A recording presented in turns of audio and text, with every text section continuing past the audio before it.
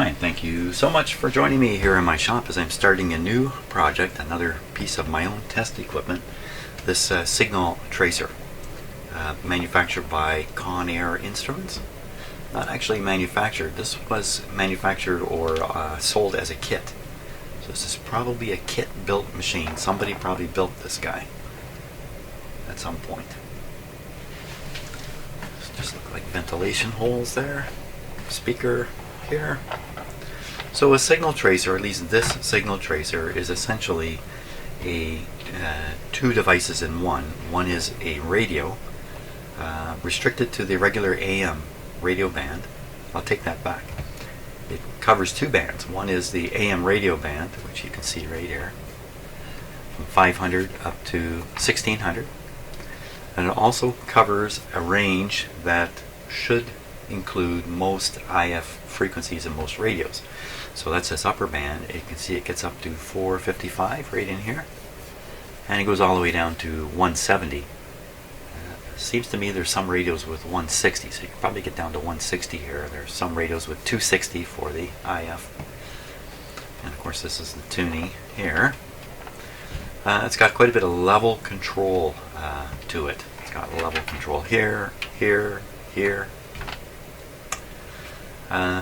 You select which of these two bands you want to use here. But not only will this work as a radio receiver, it will also work as just an audio amplifier or a signal amplifier. That's actually the mode it's switched in right now. AF, RF. So it's a pretty useful device, and I don't think I've gotten nearly the benefit from it I could because of my own inexperience with it and the failure to recognize its capabilities, its full capabilities. But I have had it long enough that I fooled around with it enough that I have a pretty good notion of kind of how well it works, or maybe how well it doesn't work. So, so I think I'm ready to go on a restoration. This should be really interesting. This won't happen all in one day.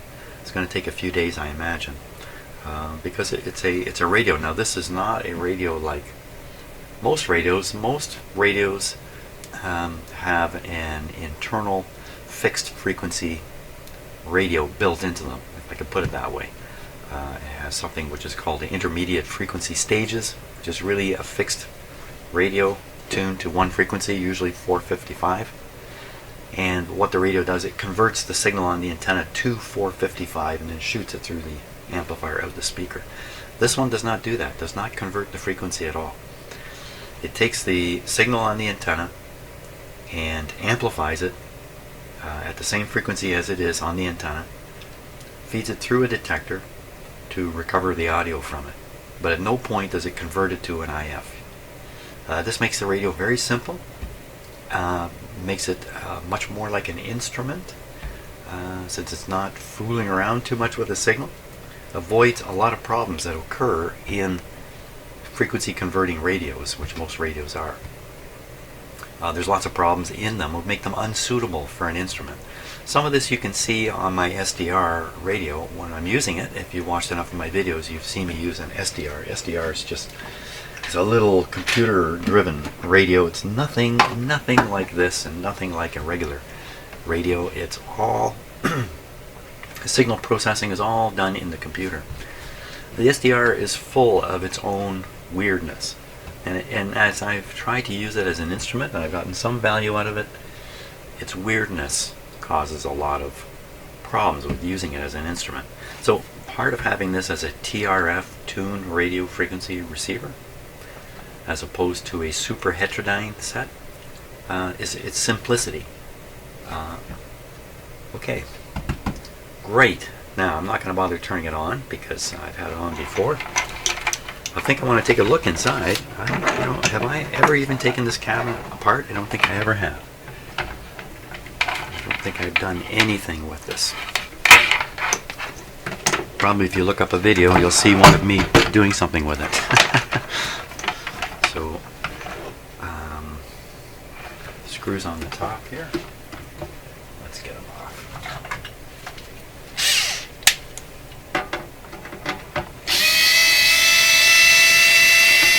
So the history of this particular unit, I don't know. I think I bought this at a ham at a ham fest from a ham guy. And he could have been the guy who built it years ago. Or who knows? Who knows what the history is? Okay, I'm going to flip it right over.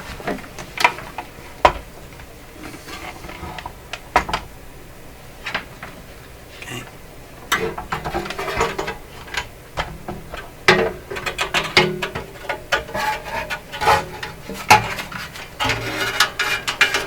Ooh, speaker.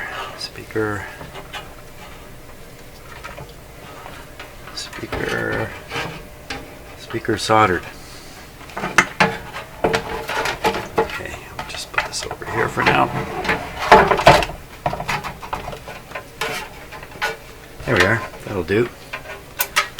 Okay, so I'm pretty sure I hadn't looked inside this. I'm already pretty happy about what I'm seeing. Let's see if we can get this up on a better angle here. Wait a minute. That's a better way. That's good. That's a good way. Okay, so first glance at it, what do I see? I don't see paper capacitors. I don't see any paper capacitors in there. How about molded ones? Now the last item I worked on here in my shop was my capacitor checker, and the last thing that happened as I put it all back together was I discovered I missed one molded capacitor. So I'm looking really carefully here. Nope, I don't see a single paper capacitor or molded capacitor or anything that might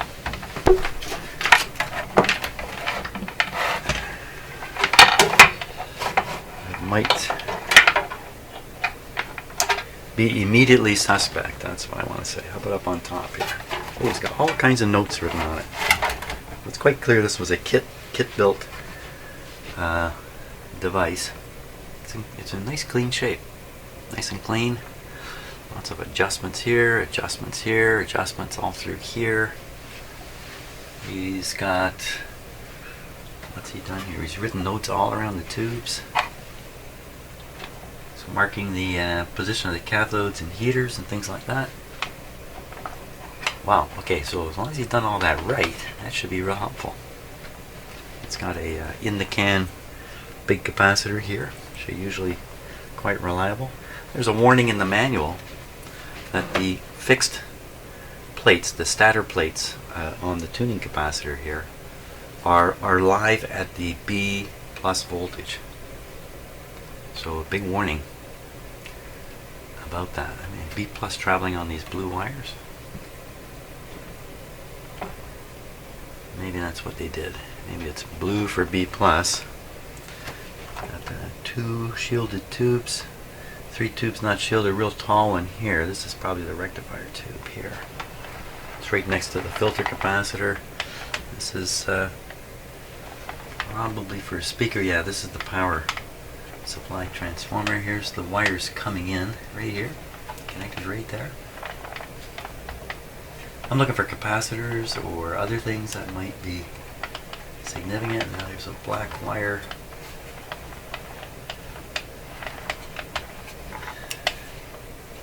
These wires are stiff, the transformer wires.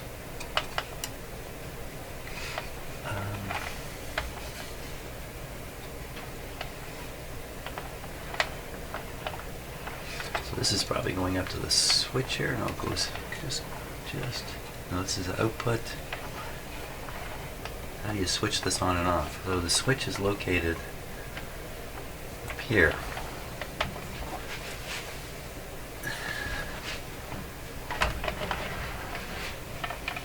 So I'm just doing a few safety things right off the bat. 2 fine black wires go to the switch. These 2 fine black wires are going up to the switch.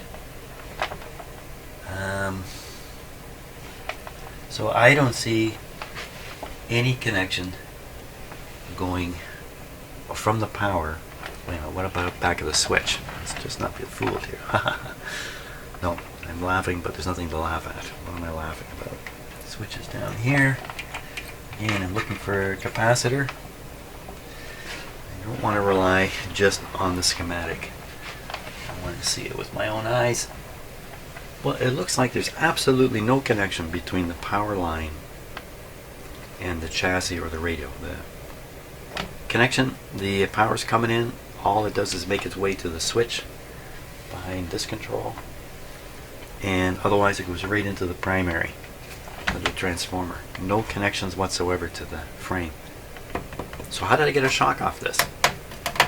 I got a shock off this the other day. That's one of the reasons why I'm happy to do this. I got a what I'm sure is well, as sure as I can be, through a capacitor tickle while I was working around on my bench here. I was, I'll tell you how I got it. This guy with this plastic shell has a metal, I've showed this before, has a metal cover here over the speaker, over the microphone, and this front piece here appears to be conductive. I mean, I don't want to really prove this to myself. When I'm holding the camera, I'm touching this top part, I'm touching this. I'm often grounded when I hold this camera, and I usually, as soon as I pick it up, I think, okay, you're grounded, but I pick it up so much, I don't always make that connection in my head. And while I held this, I brushed the back of my hand against this chassis. I could feel it. Zzz, there. So that's why I'm looking so carefully for where is there a capacitor that can do that. And having not found one, that's kind of unnerving, frankly. Okay, so we've taken a look in the inside. We see what we're up against. Looks like it's fairly well built. I don't see anything leaping out at me that says something crazy has happened here. It doesn't appear to be any component replacements, although at a glance you can't necessarily pick those up. Let's take a look at the schematic and really see what we're up against with this guy.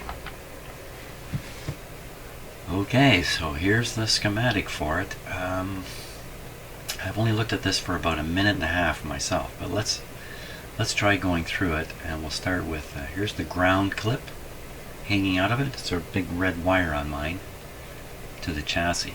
Now, does this mean to chassis? Sometimes this symbol doesn't mean to chassis, but means to the negative bus or something like that. Doesn't look that way here. There's another symbol that's used for chassis connections, and it's important to make, you don't know when you first look at a schematic how the drawer or person responsible for it was using symbols. But I think these are all chassis connections, and I'm just going to take a look in the back here quickly. Oh yeah, there's chassis connections all over the place. Sure. So here's the primary. That's exactly what I saw. Nothing. There's no capacitor coming off it. So how did I get a shock? I don't know how to answer that question. I really don't. That's really it's unnerving, because either there's something wrong with this machine, or there's something wrong with me, and there's always something wrong with me. And that means I can be the one who's exposing myself here to some kind of danger. I don't know. We'll just have to carry on and try to figure this out. You know what I'll do? I'll do a neon bulb test on it next. So let's go through it here. So power supply, filter capacitors, 1 watt resistor in there, and then we have the output from both sides of the filter. Here's one going through the speaker to drive the output tube. Okay, and the other line, this is the better filtered line that's going to feed probably all the rest of the tubes, the other tube, really. Yeah, there it is, going up here. 0.005 capacitor. This is kind of curious.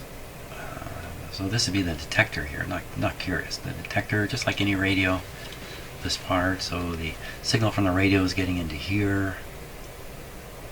switch 3B AF RF.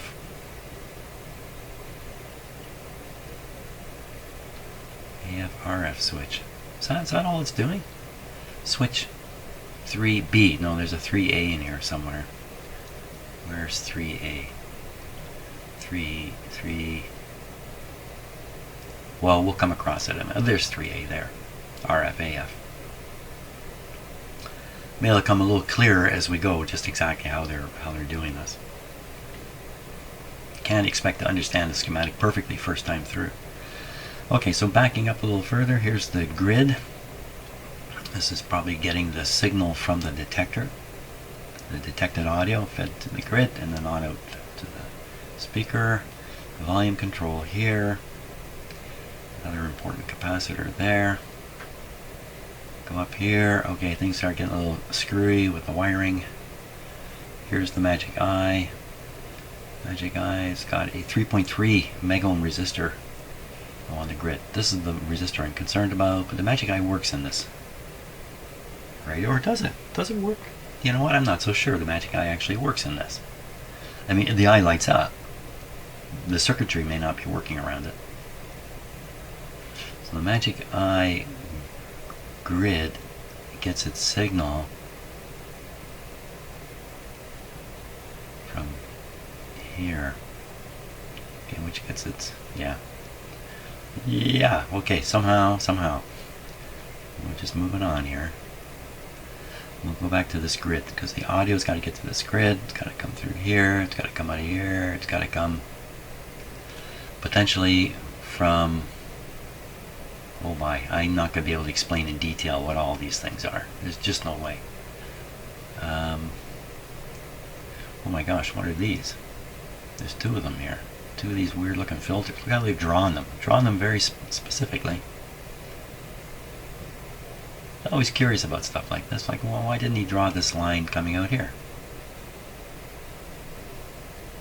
Why draw it off of here? I don't know.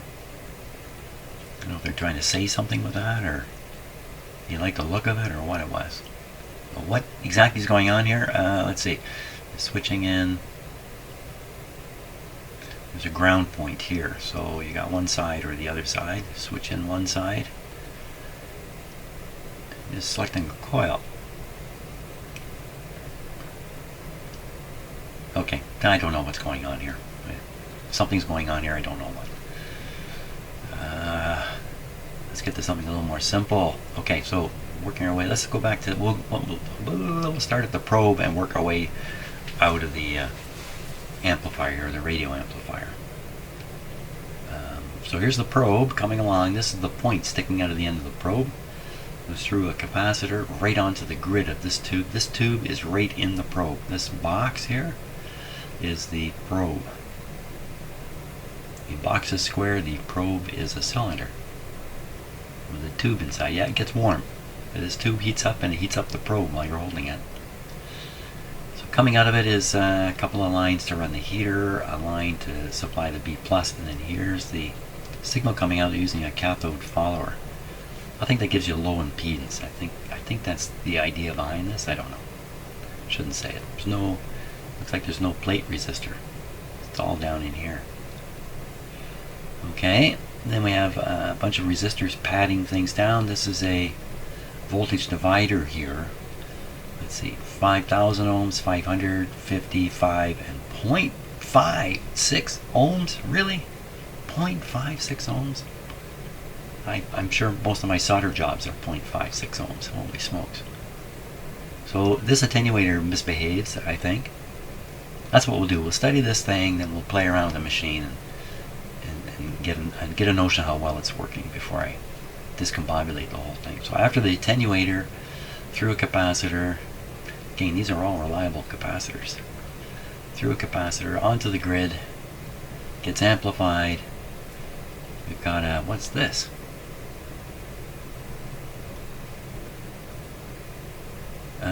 This must be an internal adjustment of some sort. 47.3K. Bypass with a small capacitor. Okay, so the output comes out here.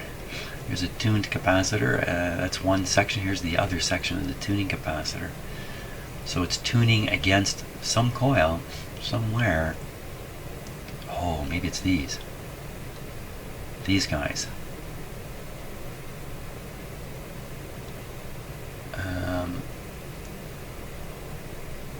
When you go into AF mode, though, there's nothing to tune in AF. So if we throw this switch here, what exactly is happening? I don't know. Okay, won't dwell on that. Just suffice it to say I don't fully understand at this point. So anyway, the radio signal and maybe the audio signal in some cases coming through here, getting boosted, and it's on its way all the way along here. You're then feeding it. It's onto a diode down here. Yeah, if you click this switch, you're now I see it. I got it. Okay, so in RF, the signal's coming in on this from the end here, and in AF, the signal's coming in earlier from just the first tube. So it looks like this first tube can do RF or AF amplification. This one's only for RF. That's what it looks like to me at this point.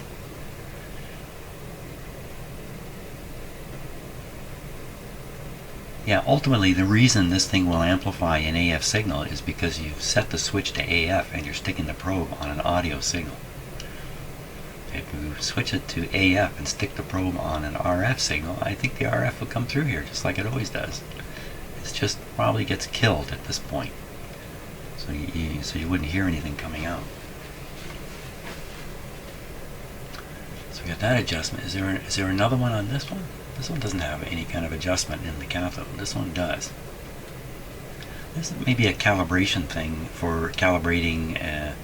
Well, there's no calibrated meters on here. There's just this magic eye, which is just a qualitative way of looking at things. Don't know what that is. We'll find out when we read the manual eventually.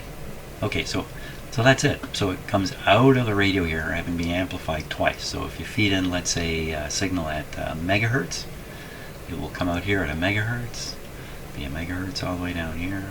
Here's where it'll get detected. The audio information be recovered. See, audio information, everything ends up on this eye. So audio or radio. I don't think I've really seen this eye work, to be honest with you. I am trying to be honest. Okay, I think that's all we can get here out of it. Out of the schematic. Now sometimes there's notes just before the schematic. Nope. Or notes just after it about the schematic. No. What is signal tracing? Yeah, this is a great manual. It's really, really a lot of words in this manual. So fantastic. Now what we want to do is we want to try this guy out. Let's go back and let's give him the test. Okay, so to do this I'm going to slide him back into his cabinet here. I think that's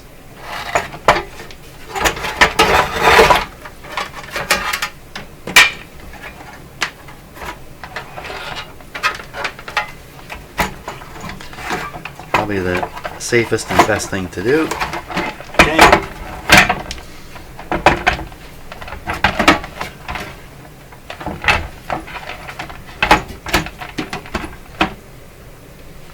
And we're going to put a screw or two back in.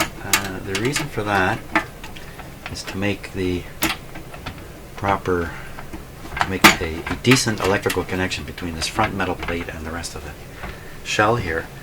This is a radio receiver. The shell can act as a RF cage or RF box, I guess would be the right word for it.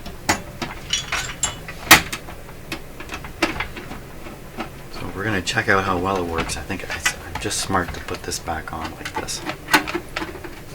This is, in other words, putting two screws into a metal box is what makes Jim smart. Hey.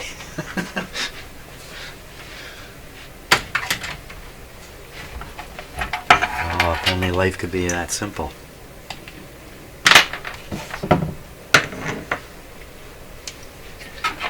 We'll plug it in. Oh, first I'm going to do, I'm not going to plug it into my usual shop source because that's through a isolation transformer. I'm going to plug it into a regular, everyday, run-of-the-mill outlet here. There she is. The switch is off. I'm going to get my Christmas gift. This is how geeky I was. When I was 6 or 7 years old, my parents gave me this for Christmas. This was in my stocking. It made sense to them to give me an outlet tester. I was six or 7 years old or something. And look, I still have it, and I still use it. It's like the greatest gift my parents ever gave me. So, first I'm going to hold one end. It's got a neon bulb in it, so I'm not too worried about getting a shock. I'm going to do that. Now, what you see in the camera, there's nothing to see in the camera. So I'm now going to rotate this. This should do nothing, according to what I saw. And I'm going to have to conclude the little shock I got was not from what I thought it was. Okay, yeah. Let's try again. So there's nothing showing up in this little light. I know it's impossible to see in the camera, but I've used this all my life. And I know what 120 looks like, and I know what 60 looks like. But let's not be fooled just yet. So I'm going to attach one end of my neon light. The other end I'm going to ground to a known grounded power. Grounded to the power, that's just clipping it onto my scope there. Now will it glow?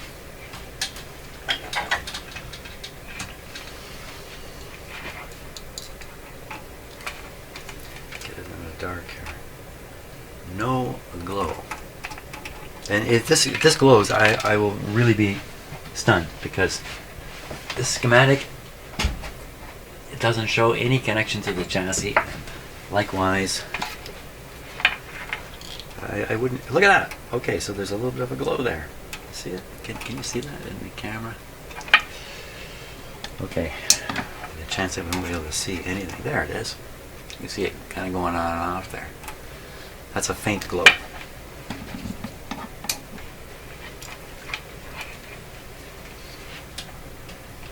Just for fun, while I've got it, we're going to do a little more with this, but let me just check a few other things here quickly. No glow. No glow. And check my capacitor checker here, which glowed very brightly when I did this before. No glow. No glow. Okay, we're not done yet though. I'm going to turn this on now. And again, this should not, oh, there it is, a little bit of a glow. We'll switch the plug around in the outlet. In a little 5-tube transformerless radio, you know, your classic tube with the, Jim, come on, All-American 5. That's the nickname that it's been given. Those guys, the chassis is fully live, and many of them fully live. The plug can go in either way, and it depends which way the plug goes in and whether it's on or off. You know, if you don't know what I'm talking about, hot chassis problem, read up, get smart about that, because that's where you're going to get your shocks from doing this kind of stuff. So this is not fully glowing bright here. So my guess is that there's some kind of capacitive connection to the chassis. That capacitive connection could even come from the windings of the transformer that's in it, as far as I know. What can we do about this? Let's measure it with a voltmeter and talk a little more about it. Because I did get a shock from this. Now the shock was minor, it wasn't going to stop my heart or anything like that, but any shock can cause you to jump. I have a little, I'm sure you do too, sometimes I just turn my wrists a funny way, or my fingers or something, get a little zing in it. It feels like electric shock. Here in my shop, those things make me jump. And you jump, then the real accident is going to happen. You're going to contact something or drop something. This is the problem. It's not so much heart-stopping shocks here. It's shocks with a subsequent consequence to them. A fall off, a classic one is outside. You're working away and you get a shock, you fall off the ladder. It's not the shock that kills you. So, okay, enough lecturing, Jim. I'm trying not to be your teacher here.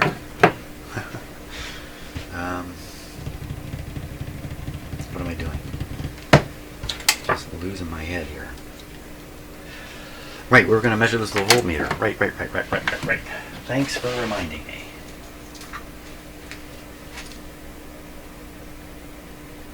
Okay, just a sec.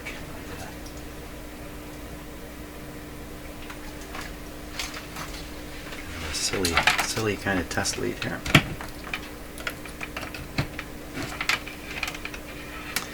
So we want to put one on ground, which is this yellow wire. Yellow one on the chassis somewhere. It's a little dark in here, Jim. Oh, man. That didn't go well.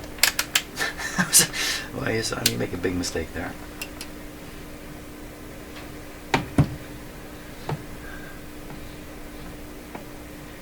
.99 volts AC.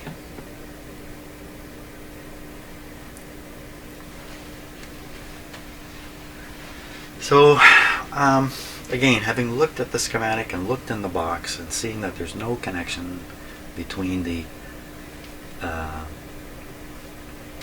incoming power and the chassis. There's no capacitor in there. This has to be coming from somewhere else. My only guess is, it's just a guess, is that it's a winding capacitance inside the power transformer against the shell of the transformer. What that means is that's not going to be a really good capacitor. So you're not going to be able to draw much power through it. Is that the one I drew enough power through to feel on my hand? So if we try to read this voltage with a older meter, it'll probably read 0. Let me see if I can just find my old meter really quick. I have a goofy little meter here just for this kind of stuff. Oh, I know where it is. It's over here.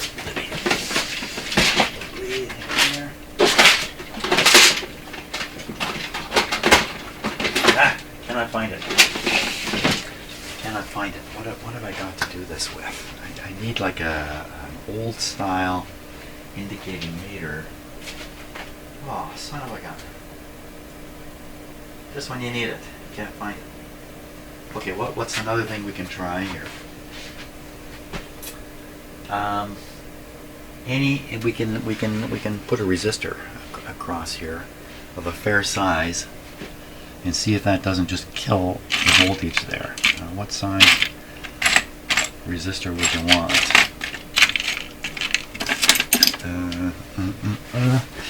Something like, well, let's see, the meter is 10 million, so something like a million. Give me a 1 million ohm resistor. Here's one.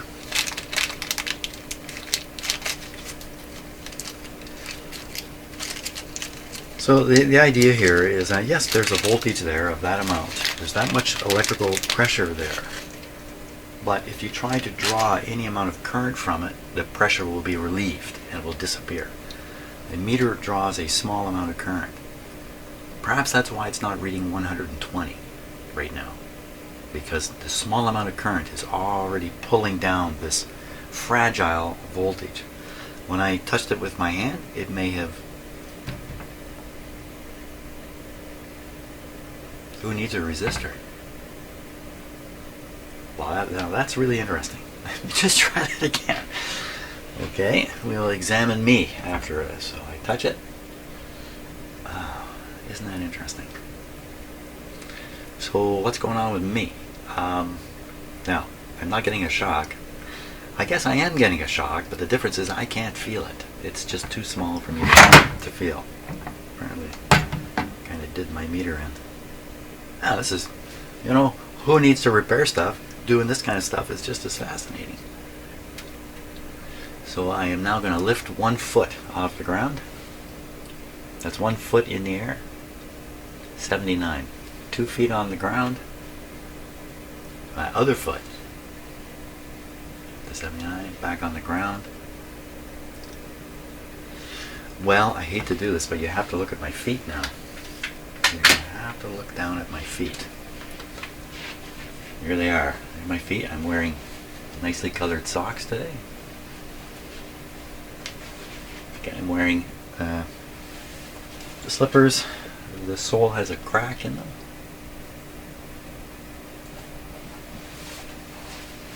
I'm standing on a nice mat. The back of the mat. No rubber. Hey, look what I found. No rubber. Oh, wait a minute. No, that is rubber. That's rubber. So what I am concluding here is that I am capacitively connected to the earth through my shoes, the rubber mat, and the cement floor underneath it. Actually, it's tile. It's tile. Wow, it's tile, and then of course it's grout, and then it's cement, and then it's dirt. Oh, that's amazing. I'm really just totally impressed by this. 1 foot up again. Exactly the same deal. 1 foot down. Okay, danger, Jim. I'm going to taking off my slipper. I'm touching the floor here. Just doing it slowly. Make sure I don't light myself up. Okay, sock foot on the floor. 2 sock feet on the floor. This is the stupidest thing you can do. Oh, Jesus, what was that? That's that clip leaving off. Sorry about that. I'm a little on edge, okay? I'm definitely on edge. You know, generally I don't expose myself to electrocution even under circumstances like this. I'm just so averse to it. Well, the fact that I felt it means there's enough here to get some kind of feeling, maybe have a small contact point.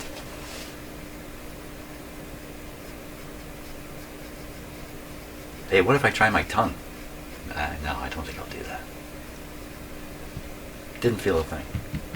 So if I put my hand on a solid ground, like let's say I grab this ground wire, or I put my hand on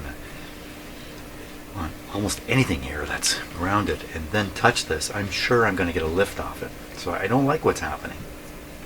And now the easy solution to this, and there is an easy solution, and that's to run simply a ground bus through my shop. I've never done this. I have certainly thought hard about it, and maybe at the end of this I will do that, because I'll find out I cannot reduce this little touch voltage that's here. But if I ran a bus, it's just a copper wire, and connected it to the chassis on all my pieces of equipment here, everything, and then was careful enough to plug it in carefully. You know, there's 2 ways to plug these guys in.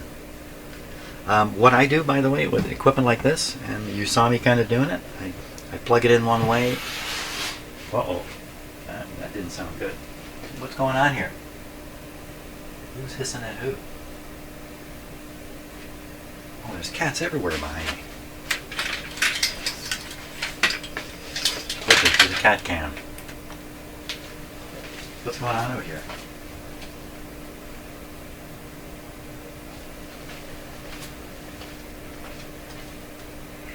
You know, so, okay, I gotta explain what's going on. We have a visitor cat.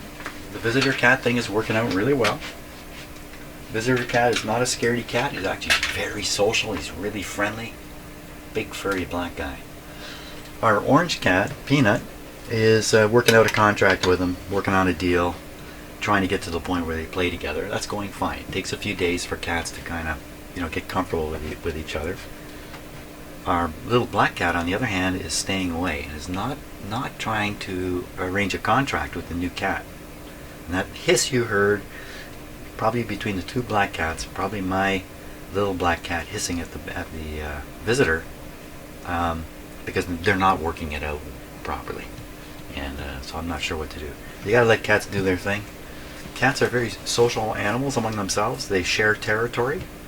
Often they live in sort of clans. I don't know what to call them. If they're feral cats, they live in, I guess, a clan sort of deal. So there's a lot of potential for cats to get along together. Dogs the same way. Dogs are pack animals, so there's huge potential for them to get along together if it's handled right. Okay, back to this electrifying situation here. I won't bother with the 1 million test because we already did it, in effect. And I was talking about running a bus, a ground bus. Oh yeah, and plugging you want to make sure you have your equipment plugged in so the least potential is applied to the cabinet. Now, one thing that little voltage would do is there's going to be a little voltage between the ground clip here and pieces of equipment that I'm hooking up to. The pieces of equipment on my bench are powered through an isolation transformer, but none of this equipment is. I decided not to try to isolate all my equipment. The safety rule here is it's not so much how your stuff is arranged, it's how well you understand the arrangement, because there is no perfectly safe way to arrange equipment. There's consequences to any way you try to do it. So the main thing is knowing what you're doing. That's my main problem. Because at the same time, I love not knowing what I'm doing. It's where the fun is. My God, if you knew everything you were doing, what kind of a boring day would you have? It's the surprise. It's the hey, I wasn't expecting that. It's that kind of stuff. That's fun. Okay, so let's play around with this guy now for real. Volume down, attenuator, fine attenuator, coarse attenuator. Why did the volume and an attenuator? So the volume is controlling. We saw where the volume control is. It's after amplification, and the attenuation is controlling what's coming right in at the front. It's actually padding down the signal that's coming in on here. Okay, the tube is inside here. Well, I can't take this apart. I put a blocker on it here so it wouldn't come apart. There's a vacuum tube inside here. This is connected to the grid via a capacitor. Turn the volume up. We're on AF. So what you're hearing is the sound of what's in me. What is in me? Every electromagnetic wave passing through my house is in me, generating slight voltages at all frequencies.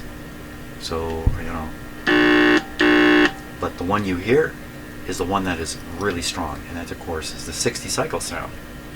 The rest of it is so weak. Radio stuff, you never hear. You need a radio hooked up. You're never going to hear radio sounds from my finger with an audio amplifier. But I come fully loaded with every signal possible. So there's a capacitive effect.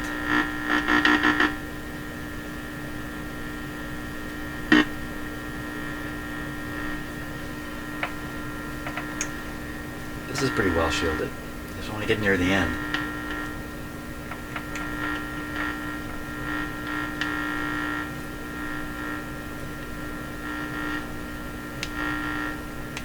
Don't touch that. So we hear a hum coming from it. Now that hum is either, this is a short length here. This is just picking stuff up here in my shop, and we can never escape it. I hear two hums. I hear kind of a buzzy hum, and then I hear a lower, warmer hum. Let's turn the volume down. They're both coming and going with the volume. So either they're developed in error earlier in the receiver, or they really are just coming from this. Well, why don't I just ground this out?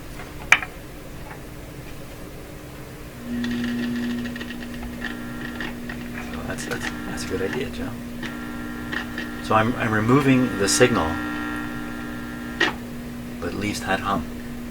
So that hum is probably power supply hum. Let's flip it to radio. That's another way. The hum went way down. Volume up.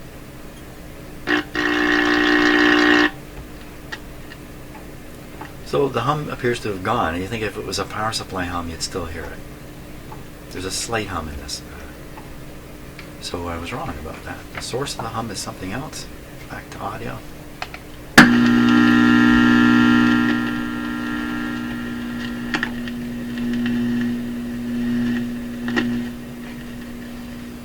That could still be maybe in audio mode. The audio amplification is far greater than in a radio mode. I don't know. Attenuator.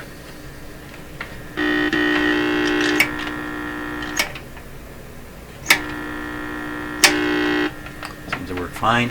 The fine attenuator. Seems to be okay. It's one of the reasons for all these controls, of course, is keep from overloading this radio. It has no AVC. It's something else I didn't explain. There's no AVC on this automatic level control or volume control. So you can easily overload the front end of this guy. So that's why all the attenuation here.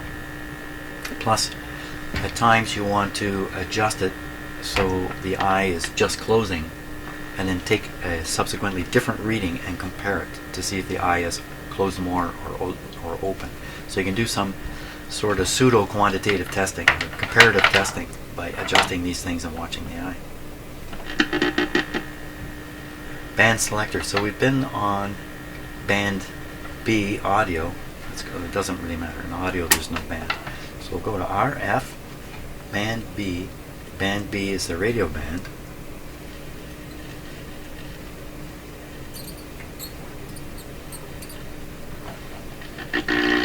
Pretty quiet.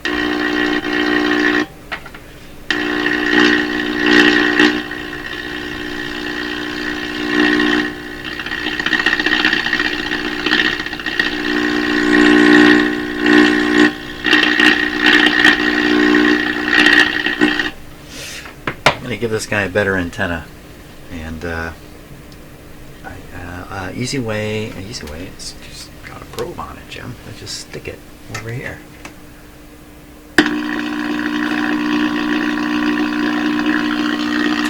Now, can you hear? There's a radio signal there.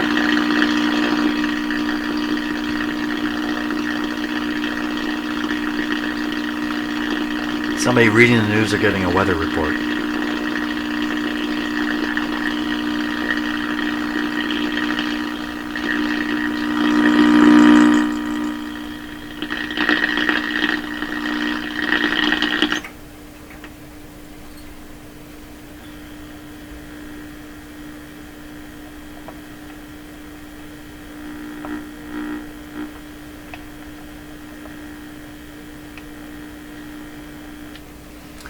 So that was an outdoor antenna. Let's just put a loop antenna on this, and we'll see what it can do here.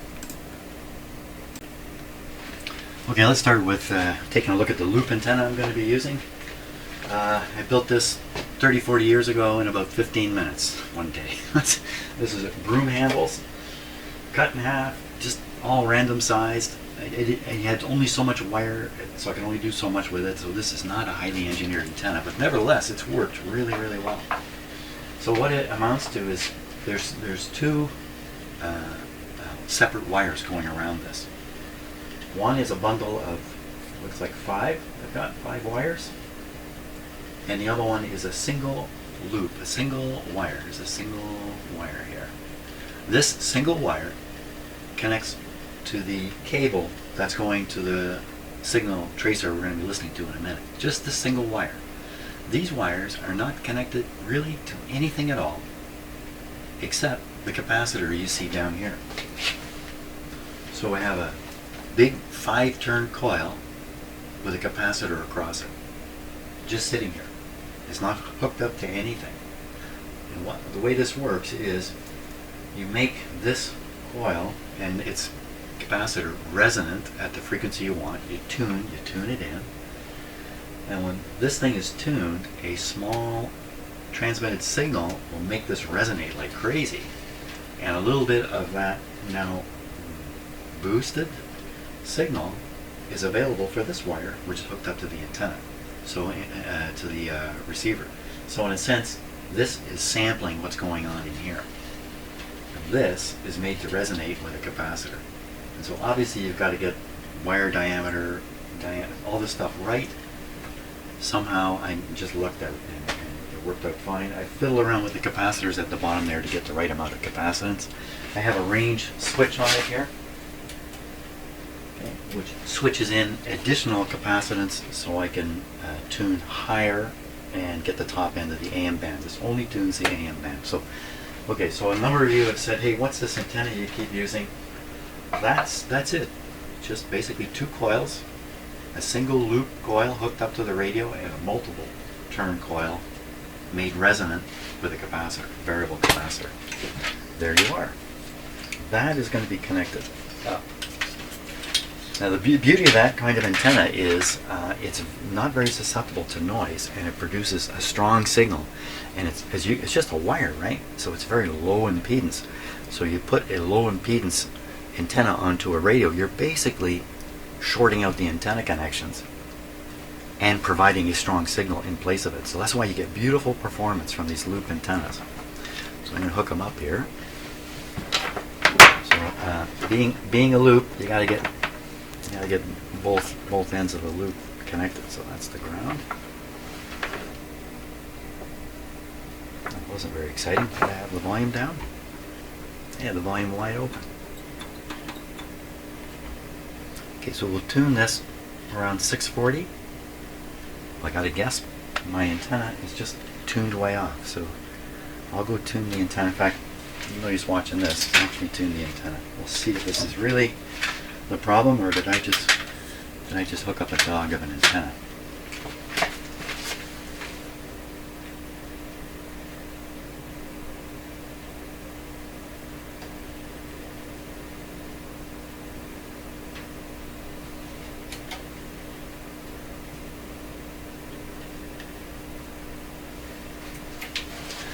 Well, that raises a lot of questions. Absolutely nothing happening. What kind of dumb thing have I done here?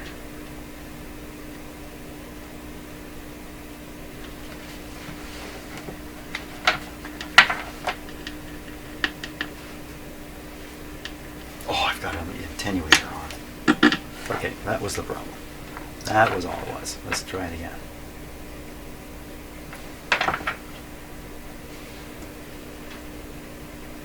RF, band B, band B. This is not going well. 640. Turn the antenna.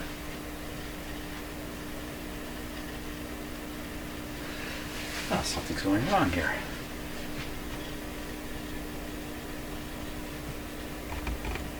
That is why I'm...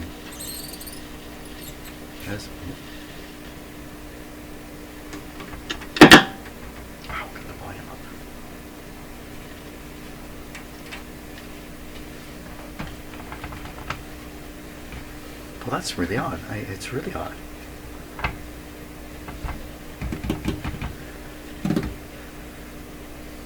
So I wanted, perhaps you are yelling at me right now. Dummy, you haven't done this something.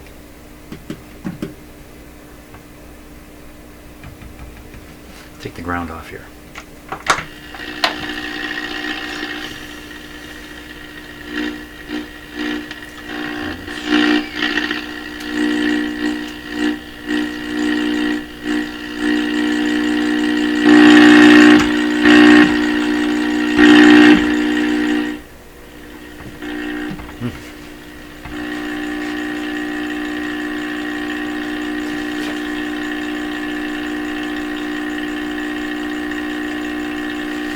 Wow.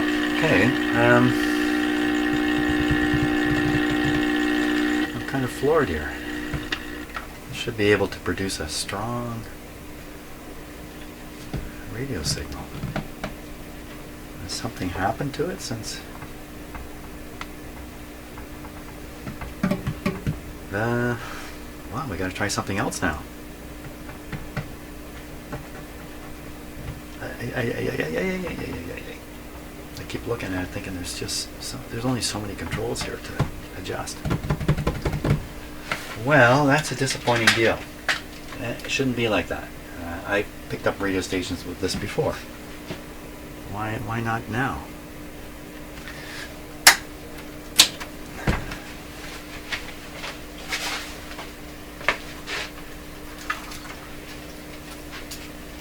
Why not now?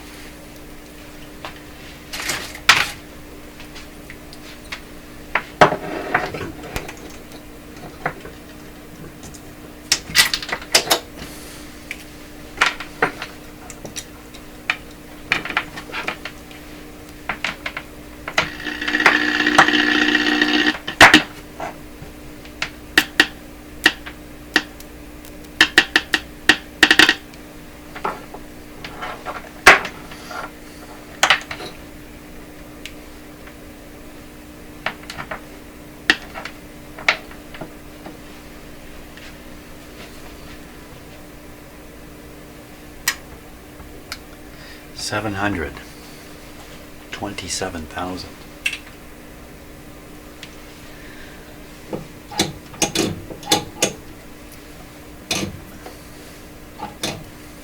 Find 700 here.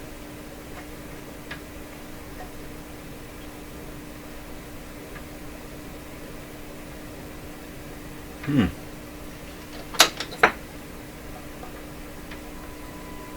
it is.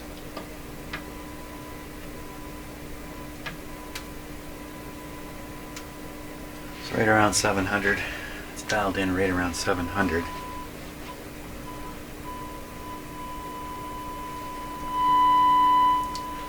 So that's a fairly strong signal. I'm feeding into this. Much stronger than should be required. Attenuation is set to minimum.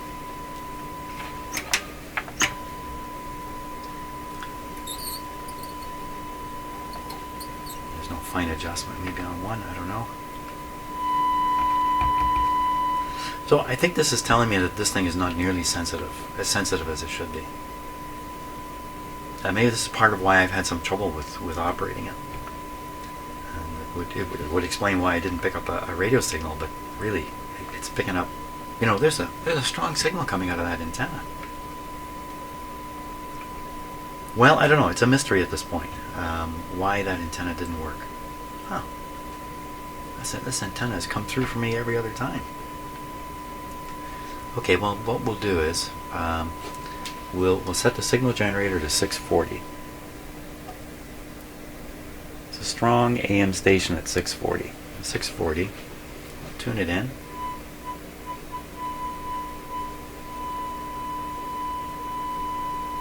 There we are. We'll switch to the antenna.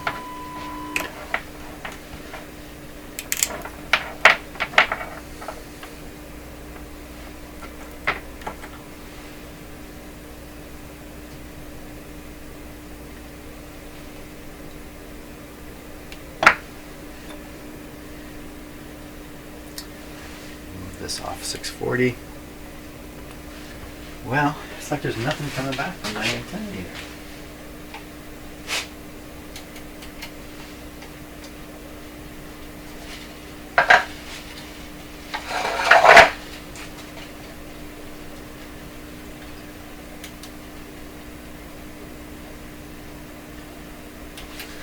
I just tried everything I could with the antenna and nothing's happening. So I don't know.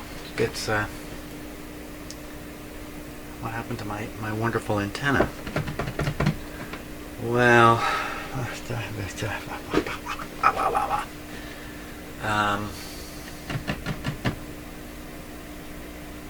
well, I think I need to test the antenna at this point. I hate to say this, but I think we're done with this for now. The last thing we'll do is we'll just double check my antenna. I was just using it the other day, for crying out loud. Okay, so we can make a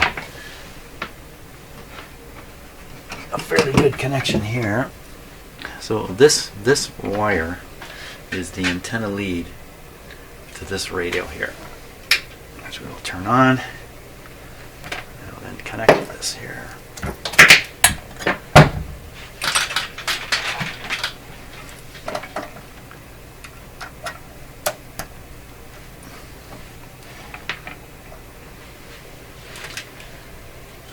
Tune this guy to the AM band.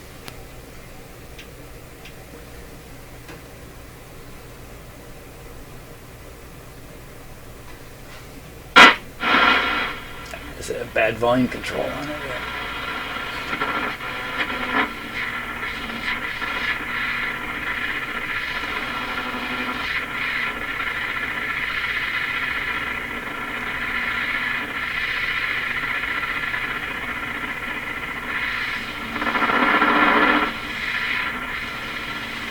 Should be a station right in there.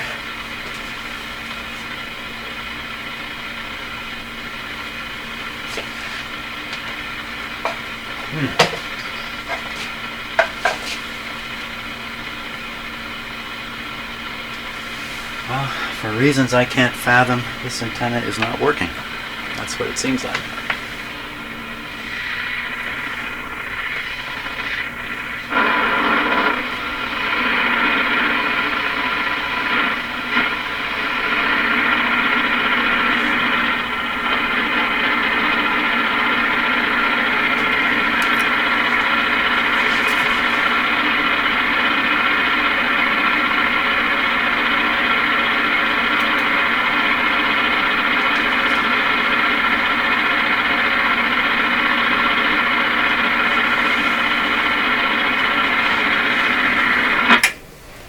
Phooey.